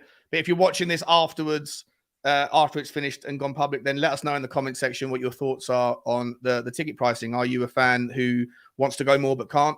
Are you a fan that is a loyal fan that goes to the away games? Do you want it to be opened up to people that, you know, don't necessarily spend as much time traveling around the world watching Tottenham as you do? Let us know. Oh, sorry, Dave. Go on. I just want to ask one last question. If any of you know the answer to this, you know, what's the general allocation for away? You know, how much? What's the sort of general number that we get for away games? Does anyone know? 10 to 15% of the stadium capacity. The directive right? Where that ticket goes to, is that set by the Premier League or is that set by the club? Is the what? Sorry, the price? The directive, no. The directive. So where that ticket goes to, do you like? Is that set by the Premier League? No, yeah, it's the club. The club too. Okay. No, yeah, the price is set by the league. Who can access it is set by the club. As far I've got to say, we provide the best. I mean, some of the places I've been over the years, away games, and that, you know, you get all the way there, and you're stuck sometimes in a cage. Sometimes like in horrendous places, horrendous seats. Burnley was quite good. I mean, I only had a post in my way. Like it was like that, you know. I mean, it's worth the 6-hour journey. It's worth. Mate, at the Arsenal game, I had a bunch of like 25-year-olds or whatever. They were all mates, and they stood on top. Like the guy next to me, he was only he's a little guy, maybe 5'8" or 5'7", and the guy in front of him was quite a tall fella. And the drop, like the kind of elevation, the gradient is pretty small in the lower tier. So this guy in front of me was like 6'3", 6'4", and I couldn't really. I'm 6'1", right, but I couldn't really see clearly over his head. And then at about the 20-minute mark, that they all of them started standing on the chairs, right? And I was like, I can't stand on my chair. I weigh 20 stone. I don't trust that chair. I'm going to fall through it. So I had to tap the guy on the shoulder and was like, mate, I know you're with your pals, but is your intention to stand on the chair the entire game? Because if it is, then I'm going to have a problem. And fortunately, he was good enough. He was a good enough guy to get down. But yeah, anyway, it's Emirates Stadium. Nothing like Tottenham. Tottenham's is a different level. Anyway, let us know in the comment section what your thoughts are on the right recipe for a fair system that takes care of everybody. We're going to move on, guys, to what's coming up, right? We've got, obviously, from the Arsenal game, we've got some potential injuries. We've got Maddison is having a scan today. We are not entirely sure about Brennan Johnson, whether it's muscle fatigue or a proper hammy problem. If it's a hammy problem, he's out for maybe 2 months. If it's a fatigue, he's going to be out anyway. Look, we just have to hope that Sonny and Maddison are fit. But in a world where we do have some injuries that are popping up, I know you two are, as far as I'm aware, the most passionate followers of our youth system, the guys who coined the phrase Tottenham's class of 91, 92. 92. And look, we played again last night against Stoke, 2-0 winners.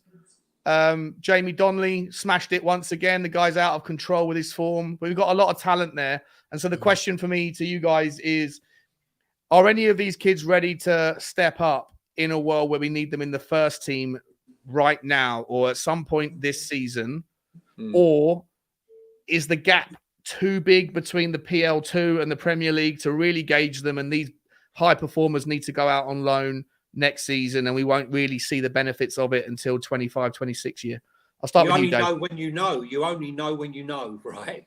Until you put them in it. I mean, Jamie Donnelly's got 7 goals and 5 assists in the game so far this season. He is your standout right now, is your standout player. I would say probably him and Ashley Phillips. I think Ashley Phillips is going to be an incredible player. Are we preparing long-term for Romero going? Probably. Romero probably gets sold for 60, 70 million pound. And then who's going to step in? Potentially an Ashley Phillips to play alongside Mickey van der Ven. That would be my guess. But when you look at the players like Alfie Devine, who has got bags and bags of talent, but wasn't deemed ready, or there was going to be space for him. Right now, we could have done with Alfie Devine potentially on Saturday. Funny enough, can you imagine him coming on and providing some of those through balls and some of those assists? I think he could have offered us something. So for me, I don't believe Jamie Donnelly, even though with 7 goals and 5 assists, is an out number 9. Yeah, what is he? I don't know. We've seen him play right, left, centre, 10, 8, 9. I think We've he's seen more him of an play everywhere. attacking What is this guy? midfielder, a number 10 potentially. I don't know where he's going to end up. I've got to be honest with you. But for me, it would be right now, Jamie Donnelly and Ashley Phillips. I thought you were a little chappy. I didn't. I'm closer to 6'2", but I round it down because my weight's made me haunched over a little bit. Julian, that is in his 6'6" heels, mate. Don't take too much notice. No, but I would say we got so much talent. I mean, we could, Dave and I could go on and wax lyrical about the bundles of talent that are in that the setup. Susop Bell is scoring goals for fun. But do we need a striker right now? No, because we got Veliz and we got Son and we got Richarlison. So for me, it would be Ashley Phillips and Donnelly just now. They would be the only 2 right now. Love the goalkeeper Keeley, so when Foster goes, he could come in. But Dave, what are you thinking? Look, I think for me, there's 4 or 5 standouts that I think there will be an opportunity to present itself. You look at, I just want to go on what you were saying about Alfie Devine being loaned out. Right? I sort of agree with you, but also, for me, there's not going to be that many minutes here for him this year, and I think it does make sense to loan him out and get him playing week in, week out. And the reason why is right. You look at the amount of contracts we've got coming to an end. Hugo Lloris at the end of this season, Fraser Forrester, Brandon Austin. So you'd like to think Josh Keeley will probably get the call up, right? As a number 2, maybe even potentially as a number 3. Then you go into, other players on the outfield situation. Eric Dyer, Perisic, Højbjerg, Ryan Sessegnon, Ben Davies, Lo Celso, Ndombele, Joe Rodon, Japhet Tanganga, Reguilon, Parrott. Right, all them contracts are coming up to an end over the next 2 years. And a lot of them are players that people want out the club. Correct. And so for me, I think when you look at what Tottenham have done in terms of recruitment, lowering the average age of the first team, a lot of recruitment under 25, and the amount of money we're pumping into the youth academy, not only by bringing players in, but also by changing the wage structure to be able to get a lot of them to sign on. Correct. It's clear we are going through a youth-eccentric model, and that's the model we want to take us forward on the next step. That looks like that's the vision of the football club. So when you clear all them players out, you're talking about, 10, 11, 12 players there? That frees up a lot of spaces in the squad, and I think the reason why we didn't loan out a lot of that under 21 that we currently have right now is because I think some of them will be used to fill out the squad next season when we do have European football. But how many for now, Dave? How many for now? The thing is, you won't see. I don't think you'll see much. I don't think you'll see much come through now, Johnny. But you look at that under 21 team, right? They're on the young side of 21. A lot of them are only 18. A lot of them played in the under 18 cup final last year. So there is no actual real rush to send them out on loan right now either. But I think what we're looking at is they've played in more or less the exact same system as our senior team, bar the inverted sort of fullback role. Correct. And I think what the club are looking at is they're going to look at these guys and they're going to say, right, what ones can we think can come in and fill out the squad? And then what positions do we need to spend our money on? And then the ones that won't fill out the squad, then they'll be loaned out to continue to develop. But for me, I think that's the plan. I think Jamie Donnelly is shoo-in for a call-up either towards the end of this year or the start or for next season. I think Sun Suk Bell, I get, these two are seen as strikers, but when you go back and look what they've done for the under-21s, Sun Suk Bell plays on the right-hand side. Should have had a goal last night. Absolutely phenomenal. Didn't look out of place against a Colchester senior team that Tottenham Hotspur failed to beat under Pochettino with the likes of Dyer, Davies, Young, people like that. Jamie Donnelly, people see him as a striker. That guy, a lot of injuries for under-21s last year, plays centre midfield, right, left, cam, and forward line. And when you look at what Postecoglou wants in his first team, versatility, some of them players are already shown that they have that versatility, that they can play in multiple positions. And then, of course, you've got Dorrington and Phillips. Yes, we're short at centre-back, but I firmly believe that you look at Romero, Van de Ven, I think we might add one more to that come January or next summer. You'll have them for the next 4, 5, 6, 7 years before they end up turning 30 years of age. By that time, you should have Phillips and Dorrington developed along with the new guy, Vuskovic, and hopefully then have them coming through. So, but the thing, Dave, I agree with everything you're saying, but what we're asking here is who of the under-21s is ready to step up if needed now? I agree with you. I think the future is so bright in the next 18 months. We got so much coming through. It's incredible. And agree, when these contracts coming in, these guys coming in. But is there anyone now? I personally can only see 2 players right now that if injuries prevailed, that would potentially have an option. And one of them is Donnelly. And one of them is Phillips, and potentially Sok Bell, from the fact that if we get more injuries up front, potentially that he can play up on the wing there. But can you think of anyone else, or would you say that? It's not going to be Alejo Veliz, is it? We saw Alejo Veliz against Colchester, and give him his time. finishing was time. No, of course, yeah, 20 minutes, 20 minutes, Sean. Come on. No, I know. I'm just saying that he's not, like, from what I've seen, he's not ready to Watch step him up. in the air, boy. Watch him in the air. Well, but we haven't got anyone that can cross the ball. That's the problem. We haven't got anyone, have we? That's why I think that Perisic's injury is the only person that's as upset about Perisic's injury as Perisic is probably Richarlison, because Richarlison he's got a touch of he's got like a brick foot. He can't. I was about to say something, but I'm not going to say it. But yeah, I just feel like Veliz is. He's got a touch of the Russell Brand. He's got a touch of Russell Brand, right? Allegedly. Yeah.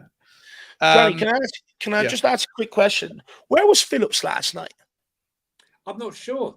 Well, you see, what I don't understand is he travelled with the first team, to Arsenal. So why was he behind Dyer? Dyer was on the bench and Phillips wasn't. And by the way, again, Dyer wasn't seen celebrating after the final whistle. Dyer wasn't one of those players running off the bench at the final goal scored against Sheffield United. GTF, out the door, man. Out the door. I'd rather play with Phillips, even though he's 18, doesn't have a lot of experience, but I think he's going to be a beast. I would rather play with him, let him make a couple of mistakes and try and bed him in along with Romero covering. Not Romero, Emerson Royal playing right centre-back if necessary. Go on, sorry. No, sorry, buddy. I should let you finish your point. I spent a lot of time getting ridiculed on Sava's show a while back, and then I took it to Twitter about again the pre-Man United game. If someone had to step up for Man United, would it be Eric Dyer or would it be Ash Phillips? And everyone unanimously went, or basically consensus was Ash Phillips. And I was like, you guys, this is crazy, the disrespect. And then obviously I put it to Twitter. And then it was the same result, a little bit less, but still consistent theme. And I was like, am I missing something here? Yeah. Maybe I am, Probably. right? Maybe I am. Maybe my head's leading my heart, but maybe my head is just leading me in the wrong direction as well. You like pointing. Listen. I just know that Eric Dyer at least. Okay, I know he's got a mistake in him. I know he's not someone we want anymore. But I'd rather that than someone who I don't have any clue if he's good enough. And I'm sorry, I still stand by it that nobody knows if Ash Phillips, because I don't. You two might spend your time watching Blackburn Rovers under 21s, but most Tottenham fans don't, right? So I think that this argument is. But yeah, he played like I think the guys played the grand total of 1,700 minutes in first team football, and that includes England under 17s and stuff. So I just don't think many people had seen him. I get the argument that we've seen enough of Dyer to know what we don't want. I get it. But anyway, my point is that I've actually shifted, not because I'm getting peer pressured into it, but listening to Mickey van der Ven after the Arsenal game saying what I love about he calls him our trainer rather than our coach or manager. It's so sweet. What I love about our trainer is that he encourages us, even if we make a mistake, to not worry about it and to stick to the principle. And that in and of itself gives you the confidence that it doesn't matter. If you make obviously you're not trying to make a mistake, but if you do make a mistake, you're not going to get absolutely murdered for it. Afterwards by the trainer, he's going to encourage you to keep going and keep doing it, or Eric Dyer, right? And I think that, obviously I'm guilty now of somewhat resetting expectations for the season. Every time we get a good result, I'm like, do you know what? 3 weeks ago, a month ago, 6 weeks ago, I was like, just finish top half and have a good cup run and play good football and build. But now I am sitting there going, you know what? You got to look at the teams around you and go, we're Newcastle aren't better than us. Villa aren't better than us. There's an argument to say whether or not Arsenal are. Like, why can't we go and do this? But at the same time, now that I hear this commendation that comes from our players around our managers' encouragement to keep going with the system, even if you make mistakes, then maybe, just maybe, if Ash Phillips had to come in and was deputized and would make the mistakes that he would make, it wouldn't cripple his confidence, which is what my fear was. You throw him in the deep end. If he struggles, does that destroy the guy's confidence too early, too soon? But under this coach, under Ange, I think that wouldn't happen. I think that he would be applauded for continuing with the philosophy, even in spite or in the face of mistakes that are going to happen. And that therefore I've changed my opinion that now, screw Eric Dyer, let's bring on the Ash Phillips train. Dave, we can't be afraid to give these guys opportunities, And the reason why I say that, you look at Destiny Adoji, look how he stood up so far this season. Papa Matasar, some of the youngest members of our squad, look how they've adapted to life in the Premier League when given the opportunity. And that's all some of these guys need. You look at the likes of Eric Dyer, he's had his time. He's cost Tottenham time and time again.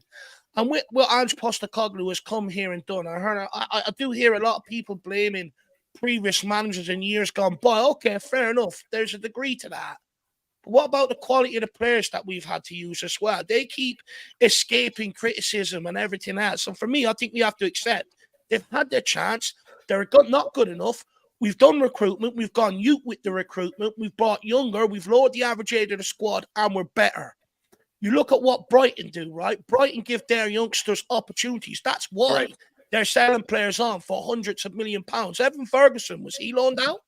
Yeah. No. Pathway to the first team is crucial for that. Colwill, they took off Chelsea Academy. Look at them now. Lamptey, they took off Chelsea Academy. Look at them now. Sometimes you just have to give the guys an opportunity to go out and flourish. And a lot of them players I've spoke about, players that Spurs fans are saying, go and sign. But my point is, you don't need to go and waste money on them guys because you've got players in the academy that you can call up. And I'll be honest, the group I'm seeing now, and the reason why I'm talking so much about them is because it's the best group I've seen in my time at Tottenham Hotspur. The very best group. Exactly. And for me, you don't want to waste that. You've got to bring them through. And if you can have players that have come through the academy into the first team, it stops all this nonsense about homegrown because that's there every single season. And then also, you will not see dressing rooms being the way we've seen it the last few years. You will not see that because you've got players that have come through this club, only know Tottenham Hotspur, love this club, and you will see a team out there that will fight for you while they're here. And that's all I want as a fan. And for me, if you can get more through, the better, in my opinion. I just think I've washed my hands with the likes of giving Dyer and Sanchez and I all changed them my people opportunities. For me, give it to Dorrington, give it to Ashley Phillips. The thing is, I've updated my opinion on that. So if Conte was here, look, if Conte was here and Paratici was gone, right, this club would be a frigging mess right now. I'm telling you now. Half the kids would have left, right? No one would have been given a chance. And, you know, things have changed. Things have turned around. We need a pathway. Brighton, you know, we were talking about challengers. Right, Brighton are a serious team. Right, everyone who's just dismissing them. No, don't dismiss them. They'll finish in the Champions League unless Europe throws them off. I think Brighton will. They the coaches, De Zerbi's done an amazing job. Paul Barber and recruitment and the succession plan. We had Paul Barber, probably the best COO in football out there, and Levy let him go. What a huge mistake that was. Our loss, Brighton's game, and Tony Bloom and him, you know, have done an incredible job. And their succession plan for everything that they do. They have a succession plan for Paul Barber. They have a succession. They've got a succession plan for social media, mate. Yeah, everything. You know what? They've got some girl who's like 24 years old who runs their social media team. If she doesn't perform, they know who the next kid. That's how detailed this data system is. It doesn't just start and stop with football. Everybody in that organization is being analyzed on their KPIs and whether they're hitting them. And if they're not, they figured out who the right person is. Well, there's loyalty as well. Mad. It's not just data driven. You know, data is the first stop, because otherwise, you know, we would have a situation. Let's put it like this: an Ndombele would not happen now under Ange. Yeah. Because or we're under the guys even before Ange, because they would have looked at him, they would have identified him on X, Y, and Z, but then he failed. He would have failed. Any look into Ndombele's background in his application would have told you he's not right for this club. And when you look at Brighton, as I say, they only sell when they've got someone to recruit. So this is what I'm saying. I expect Romero to be sold within the next 18 months to 2 years. Okay. Really? And yeah, I do. I think he will move on. I don't think they'll want to sell him. I think he will just go on. But then we have a succession plan, because what do we have? We have Phillips, and we have Dorrington, and we have the Croatian guy. Then we look in midfield. You know, if we were to lose Maddison, for example, I don't know. You know, we've got Divine. We've got. What I'm saying here is there is a succession plan. If you continue to recruit. Do you still believe though that the loan system? I guess this is the crunch, right? When was the last time a loan system worked out? Absent Pape Sarr, but I don't think Pape Sarr's loan was really very beneficial for him. But giving him that year under our tutelage or in our contract, destroyed. Can you imagine him a year under Conte? He wouldn't be. Oh, right. So I don't. Okay. So, but I don't think Pape Sarr did it. Where did he go? Was it Auxerre? Was it? Is that where he went? I forget where he went. Somewhere in France. No, he went back to Metz, didn't he? Metz. Metz. You're right. Sorry, he barely played. But obviously, we're now seeing the benefit of him materialising. Obviously, Destiny Udogie wasn't loaned out somewhere in the Premier League. He was just remained where he was. So I don't know if those two examples are good examples to use. But apart from that, like all of the other youth that we're bringing through that have been loaned out, what was the last one that was beneficial? Ollie Skip. I mean, Dane Scarlett hasn't done anything. He didn't set up he didn't set any world of light at Portsmouth. And where is he now? Is he Ipswich? No. The thing is, look, Chelsea have ruined everything, right? Because they try and bend the rules for everything, right? So first of all, they had 32 players out on loan. So they were buying everybody, sending them all out on loan like a farm, right? Yeah. Okay. And then we'll sell them all off, make a load of money. We'll buy everyone who's talented. We'll send them all out. on loan. We'll bring them back and we'll flog them. Right. So now and it works wonderfully well for FFP, mate. But I've been saying it since Todd Bowley came in. But for us, no, I'm talking about pre-Todd. I'm talking about way before Todd Oh, Bowley. okay, back in the day. Yeah. I'm talking about, and it's because of Chelsea breaking the law, not breaking the law, but basically pushing the manipulation of what's reasonable, that UEFA decided to change the law and reduce it to 8, then 7 this year, and next year it's 6. And then Chelsea's breaking the law with something else, right? With the thing. So loans are going to become more difficult. Yeah, you can still loan your academy players out, but I think there's, they should bring back reserve team football, or they should increase the age, or they should do something, because the gap between the PL2 and the PL is so big. Not now that you can't learn too much about these kids at that level, right? And so you send them out on loan, and unless you have teams that play your specific system, and how many championship teams play Ange ball or Pep Guardiola ball? Not many. So that's where you should be using the European market. That's where the European market comes into it. Holland, for instance, would be a great place to get some of your players out. You can only loan 6 overseas. It's a nightmare. That's what I mean. The rules are ridiculous. But that's why the under-21s has been revamped to make it more to simulate as near as possible playing a full Premier League season and having the cups, right? So there's more teams in it, is more competitive, and it gives more of a feel for these players. The one thing I must say, back in the day, it seemed like everyone at Spurs, whoever he was training, had their own system. Unlike when Arsene Wenger was at Arsenal or at Ajax, for example, you can play at Ajax at 12 and you'll still be playing the same system by the time you get to 18. And that's what we have at Tottenham now, right? So when you get called up, is nothing different. And Spurs never did that, but we are doing that now, whereby they're all playing, as you said, Ange ball, but without the inverted wingers at the moment. Yeah. But the loan system is a difficult one to manipulate. I mean, Joe Rodon, with the greatest respect, he's out at Leeds. I hope he does well, but he's never going to play for me, for our team.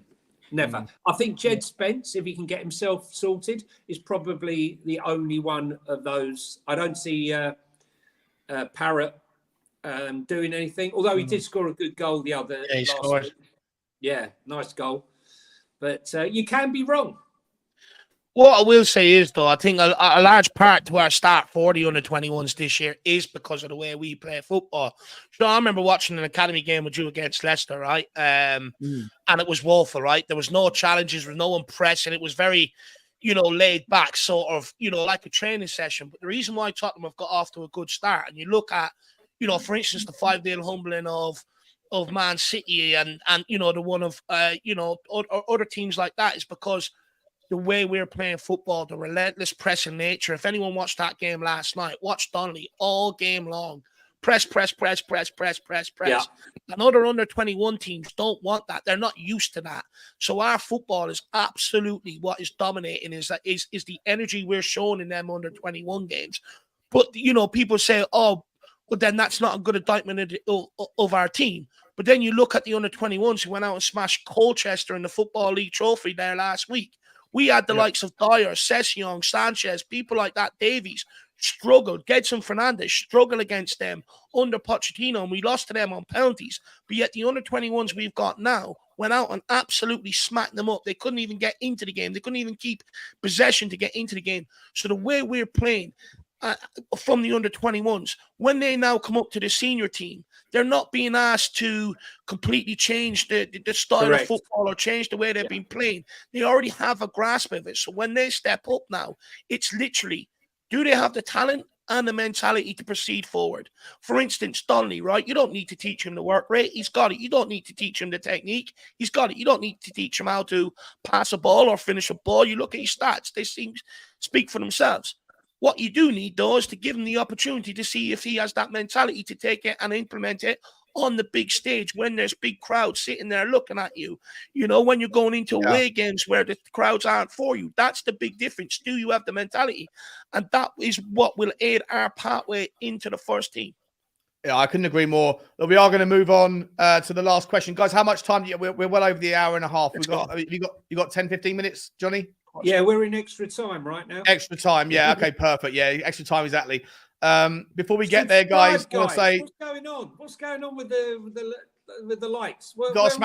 I'm not seeing how many likes we're on. Actually, let me have a quick look. See how many likes we're on. We're on 310 likes. Love that. But we need to be up 400, guys. I really appreciate it. It's Tuesday afternoon. A little bit of Spurs love in with the two greatest guys. We're giving blood today. Blue blood, obviously. Blue blood. Before we go any further, guys, whilst you're smashing the like, also hit this link. Hit the comment that I've just pulled up. It's five from the top, 5 from the bottom, and get over to the Irish Hotspur. Make sure you subscribe to him. Him and Jack over there bang out the content. They bang out the under 21 watch along. So if you want to learn more about that and watch it live with these two, Jack and Dave, my mothership, I absolutely love that channel. Love the boys. Do that for Dave, and then also don't forget Johnny H3232. If you are a Twitter, guys, yeah, you can hit the link right there, and it will take you literally to a new page, and then just make sure you follow him. Johnny's doing what are they called? Spaces. He's the master of spaces. He's got some absolutely unbelievably knowledgeable people with him. They have 500-600 people listening in after every game. Is it basically every evening, Johnny? Isn't it? Well, it depends. I mean, look, I had a bit of a sabbatical because I was obviously doing streams, and to do the streams and do the spaces, I was feeling like I was a sad person. I didn't have a life, so I'm now trying to sort of balance them out. Yeah, so I'm now trying to balance them out. So, but the spaces is different. Obviously, there's no visuals, but what it is listen along, and you're welcome to come and join in, and up to 10 people can come and join and chat. So we welcome everybody to come along. So give me what's brilliant about the spaces is that, because I genuinely, even though I'm on Twitter, obviously, and I contribute a little bit, but I don't really like the toxicity of Twitter generally. But the spaces is never like that. The spaces is almost like just an audio version of a stream where everyone gets along. It just happens to be on a platform. Well, not always, but whenever I've listened to you, mate, you keep a tight ship, so it never gets too nasty from what I've seen. When Ange left Celtic for Spurs, we did a space, and I had about 1,300 people in our space, and they were full of Celtic fans, getting a bit raucous. But on the whole, it's pretty good. Pretty wonderful. Good. Last question of the day, guys. Yeah, last question of the day. Look, some would say Arsenal was the biggest test. I think we passed it with flying colours.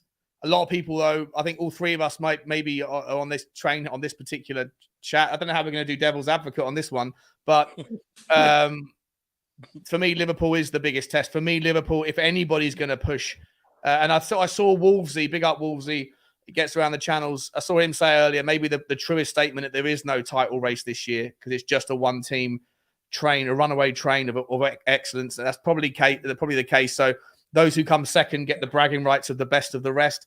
For me, Liverpool have absolutely come out of the traps flying. They've rebuilt their midfield in the summer, and it's the most difficult area of the pitch to rebuild if you're doing it all at the same time. And they absolutely they've nailed it. And Jurgen Klopp has been there and done it, and he's fighting strong. So for me, Tottenham at home against Liverpool. Liverpool are fully fit. I don't think they have a single injury, as far as I'm aware, to worry about.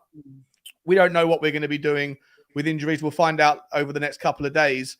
Dave, I'll start with you, mate. How do we get something out of this game? And what I'll let you run with it. Yeah, look, obviously this is pre-injury, so you'll have to come and listen to me again after I find out what the injury news is. My opinion could change, but look, I think the biggest thing for us, Sean, is that defense. That's where Liverpool have been able to get us in years gone by.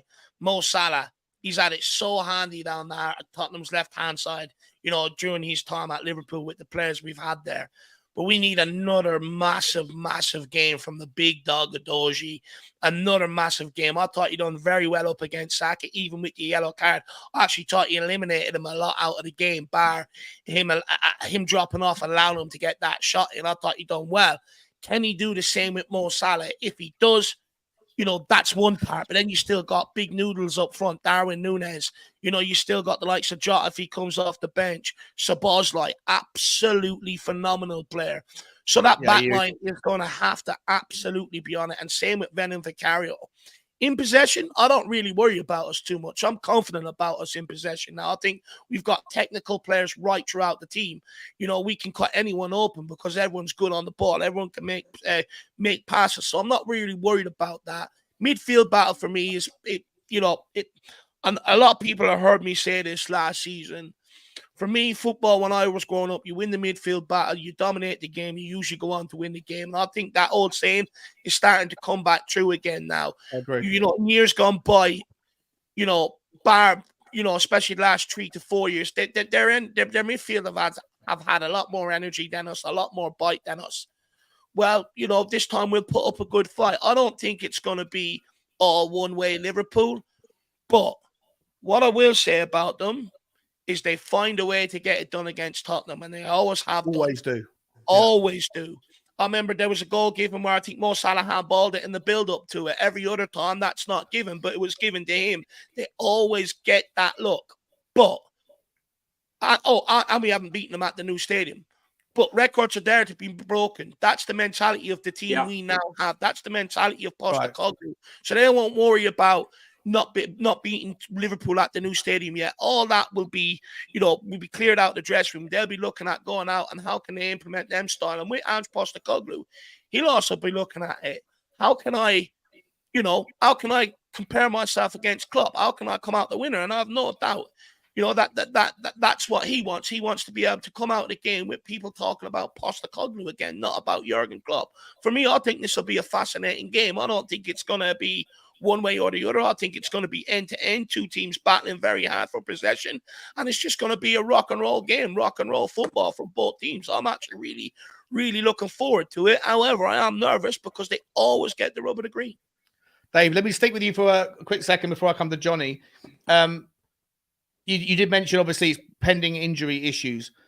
If we do have full strength, absent Brennan Johnson, we know he's not going to be available, or in all likelihood, and no Perisic. 2 questions for you. If we have Maddison fit and Sonny fit, do we start with the same team as Arsenal, but just the only natural swap is Solomon back in for Johnson? And the second question is, if there is an injury to Maddison, how do you want to structure our front 5 in that regard? Look, if there's an injury to Maddison, it makes a complete different game, right? Look, is Gil Messi fit enough to come in and play that number 8? For me, provides you a lot of energy. I think he's good on the ball as well. Or you play Gil Messi central, would you? If he's fit, you might consider playing him centrally. I'd consider it if he's fit. He's not fit though, is he? He's not 100% fit. He's back in training this week. I know that, but let's probably won't start. Would you move Kulusevski central? Richarlison left. I'll put Solomon in there. Personally. Solomon central. Yeah, I'd put him in as that number 8 where Maddison. He can play that role. He's good on the ball. He's got a good pass. He's got good vision. I think. And then Richarlison on the left. Yeah, would that be Richarlison on the left? That's all it leaves us with, isn't it? Yeah, basically. Yeah, we're threadbare again at the top. Then Sonny on the left, Richarlison through the middle, because, Richarlison, he will be up for that game against Liverpool due to the Everton connection. There will be, that feeling in amongst them. And I do think, even if you bring him off the bench, I think he might bag one. He done it last season, but it was ruled offside. I think there's a possibility he could do it again. But look, it all depends on injuries, Shawnee. Even if Brennan Johnson was fit, I would still bring Solomon back in anyway. I don't think Brennan Johnson has as a good game as many people are making him out to be. I actually agree. Yeah, I watched the game. Yeah. I watched the game back the full 90 minutes yesterday, and because I came out of it, like I said to you before, the Emirates, the viewpoint is difficult. And if I'm entirely honest, like as much as I love going to games, I always feel like I get a better take on the game when I'm watching it on the telly. I don't feel like I can take everything in quite brilliantly, or effectively rather, when I'm watching it from the stands, wherever I'm watching it. But I watched the game yesterday, and I think you're absolutely spot on. I don't think Brennan Johnson helped out Udogie at all in the first half, and Udogie did brilliantly. Shocking. Yeah, I thought he left him alone. I thought Udogie, with 15 minutes in the yellow card, Brennan Johnson should have been someone should have said to Brennan, "Get yourself back there, bro." Well, he did. When he cut through the line of defense that Udogie was looking at Saka to track Ben White. He lost track of him and naive, super naive. So I agree with Dave. Manor Solomon should come back in ahead of Brennan Johnson, even if Brennan Johnson's fit. But I don't think he is. Johnny, I'll come to you, mate. How do we get 3 points against Liverpool? Listen, I think the interesting one is going to be more Salad versus Destiny. And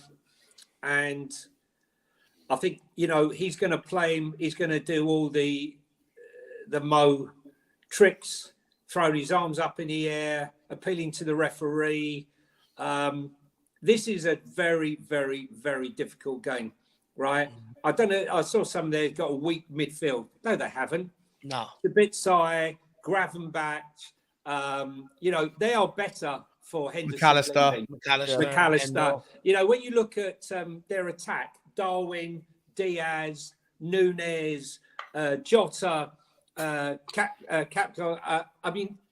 They can be got out down the fullbacks though, right? I think whenever I hear these things, Johnny, I'll come back to you right now. Just quickly, whenever I hear about these, and I was guilty of doing it all week for the Arsenal game. When people are asking me what's going to determine the outcome, I was like, well, seeing individual battles. How does Udogie do against Saka? How does Martinelli do?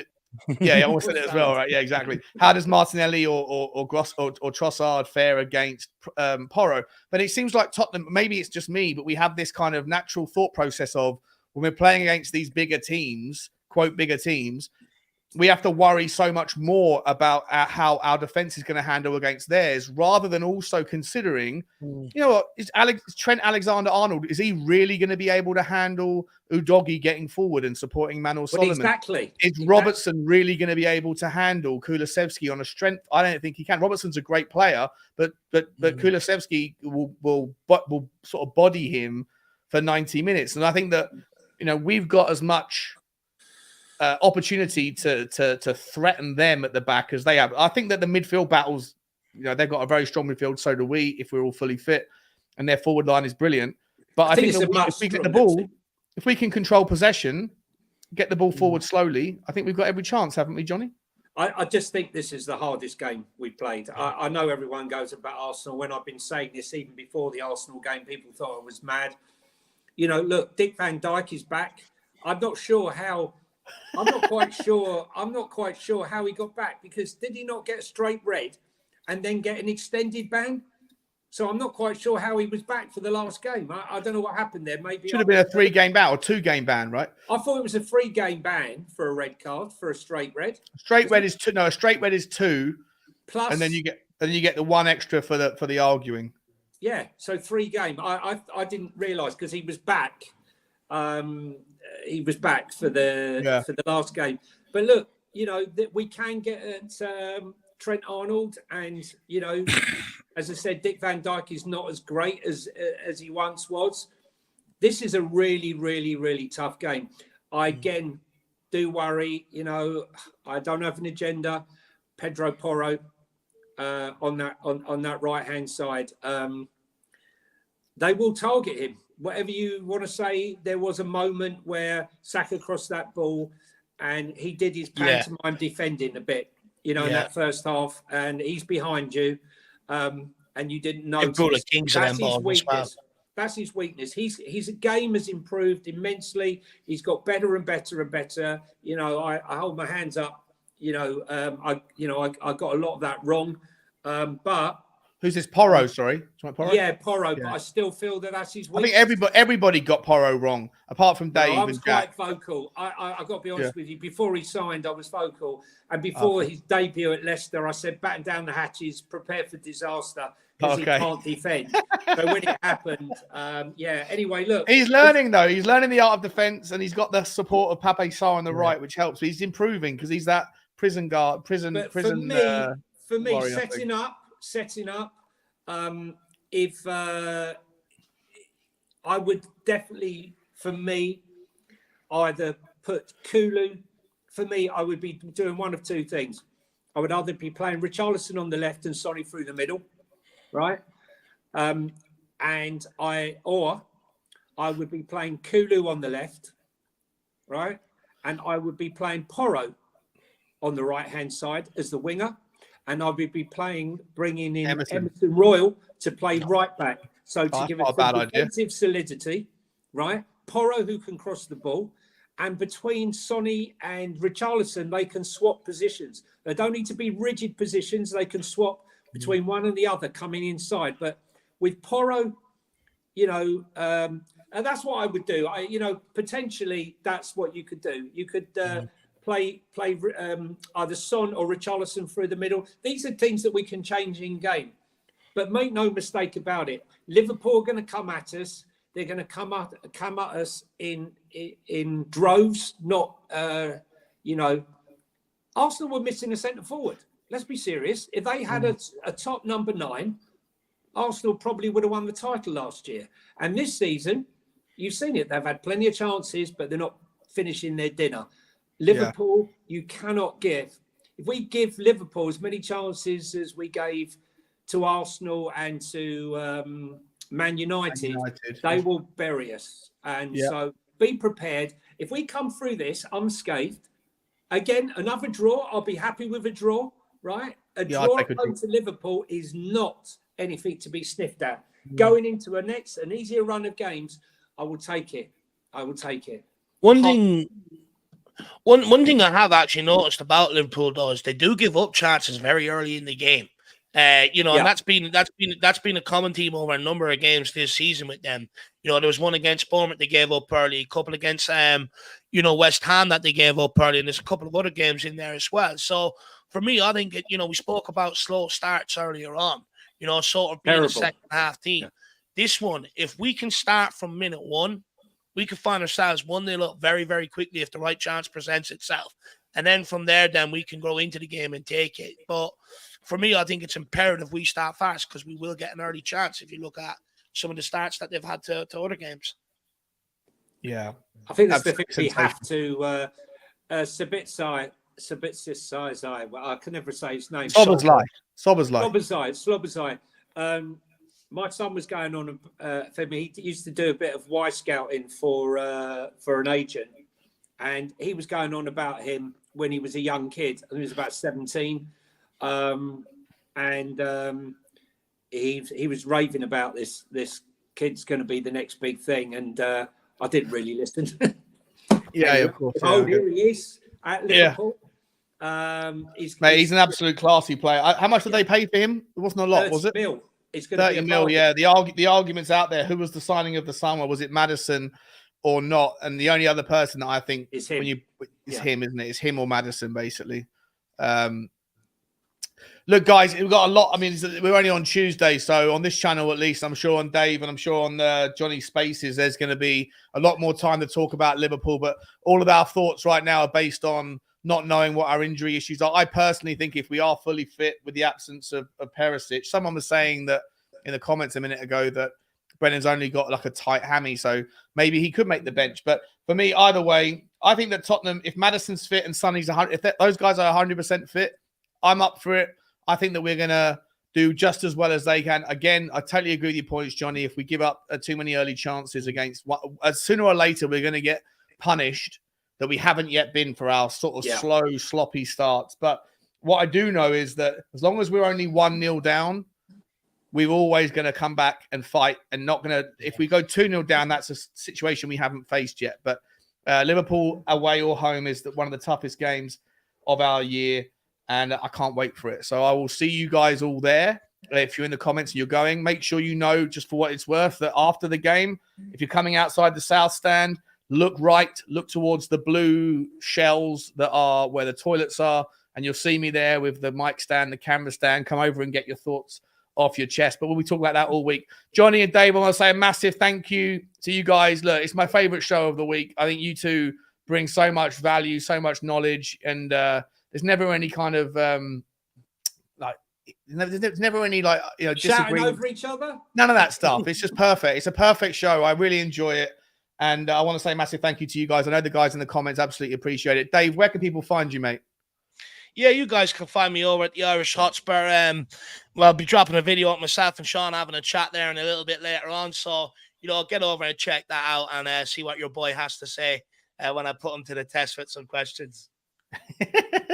There you go, guys. Smashed. If you haven't already, there's still nearly 450 people here. Just hit the link. If you haven't already subscribed, get over there and subscribe to the Irish Hotspur.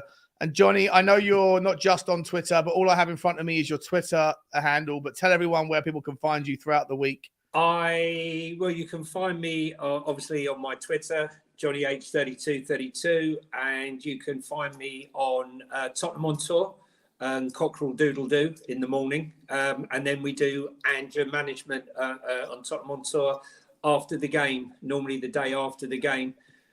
You can also find me on TikTok, Let's Talk Tottenham 32, and Instagram, Let's Talk Tottenham 32. You up there doing the dances, Johnny? I've gone fully social.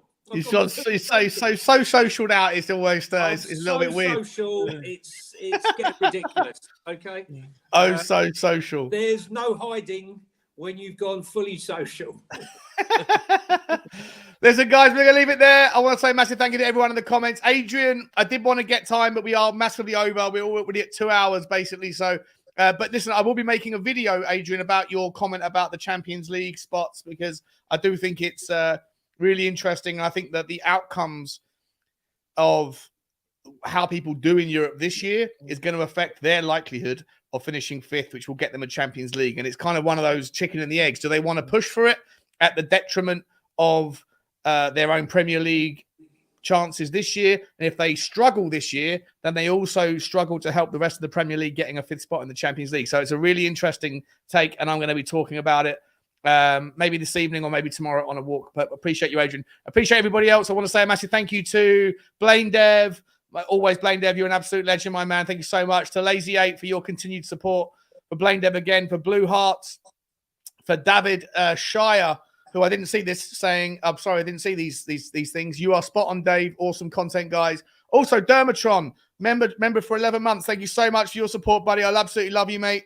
I will speak to you all soon. Big up, guys. Keep up the great content. We have our shore back. We fear no one. We never gave up. Bring on Liverpool. Come on, you Spurs. And then the last super chat, I also didn't see this. I'm so sorry. From Craig Chicken on a basketball fenner saying he's heard that Johnson only has a tight hamstring. Craig Chicken on a basketball fenner. I love it, mate. Yeah, let's hope that that's the case for Johnson, because I'd hate to think that he's torn his hamstring or something, because for someone who relies on their pace, a hammy issue is always another threat. Yeah, £50 million on another another bloody cheesy string. That's all. Cheese string, on a hamstring. Yeah. All right, guys, we'll leave it there. Love you all. Like, subscribe, and comment. And as always, come on, you Spurs. And Dave, what do you say? Spurs. We never stop. Stop. Yeah.